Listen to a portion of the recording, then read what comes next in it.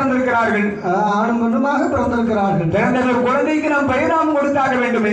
பெயருக்கு தானே பிள்ளையை அழைக்க முடியும் என்று உற்றார் உறவினர்களுக்கெல்லாம் அழைப்புதல் செய்து அந்த மாறுகின்ற தாசியானவள் என்ன செய்கிறான்? அம்மையப்பனுடைய அருளால் முதல் குழந்தை ஆணாக பிறந்திருக்கிறார். பிறந்ததொரு ஆண் குழந்தைக்கு சரி திருகண்ட நட்டுவன் என்று ஒரு பெயர். திரு வீரநண்டவன் இல்லை